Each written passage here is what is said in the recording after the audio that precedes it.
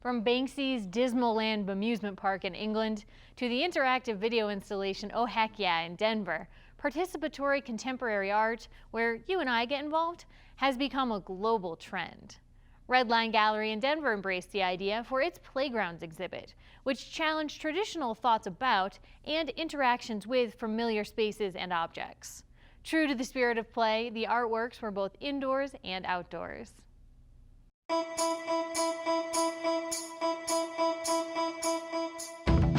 Play. The seemingly simple act is something Courtney Lane Stell has thought about more seriously than most. Play is a very interesting concept for many reasons. It's a way to get children to engage with ideas of responsibility, caretaking, cooking, war. Play is also, conversely, a way to get away from a programmed understanding or a way of looking at the world. And lastly, probably the one that excites me the most, is play is a way to think about the now. It's a way to engage in the current moment. As co-curator of the exhibit Playgrounds for RedLine, a contemporary art center in Denver, she brought together national and international artists to mess around with the idea of play. So you see everything from found object sculptures to artists who have engaged with hacking video games, to a couch fort, a pool table in the shape of Cuba, and even a hopscotch that's thousands and thousands of numbers long that goes throughout the city. Through this very recognizable game, we find a meeting point where we are both equal. Argentinian artist Augustina Woodgate said she hopes that common ground will inspire conversation. No one knows their neighbor anymore. No one uses the sidewalk anymore. No one plays outside anymore.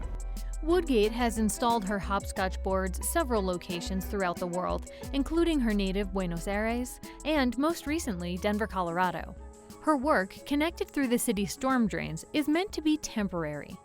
The type of paint that I'm using eventually will run away. It will wash off with the foot traffic as well as with the weather, if it rains a lot.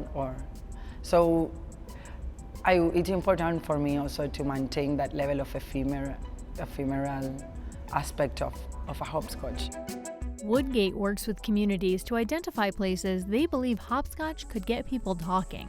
It's interesting in different neighborhoods, as well as in different cities and in different countries, the conversation changes. Right? The hopscotch is like a starting point for them to discuss all these other topics between them, really.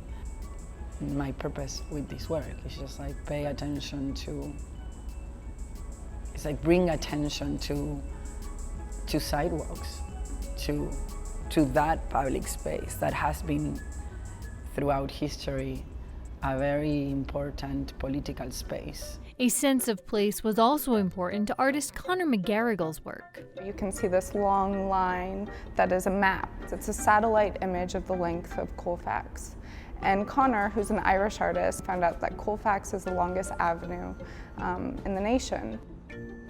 So we walked from the east end of Colfax all the way to the other end, west, and hired a satellite to take a picture of him throughout that entire walk. So it was a sort of straight line wandering, so to say, and a way to explore the city and to see what it's really like from ground level. Well, the reason why I love art is because art is communication for me, and it's very base level. We're all individuals and we're all part of larger society. And artists act as mirrors, artists push against, artists connect us. And in this instance, encourage each of us to play.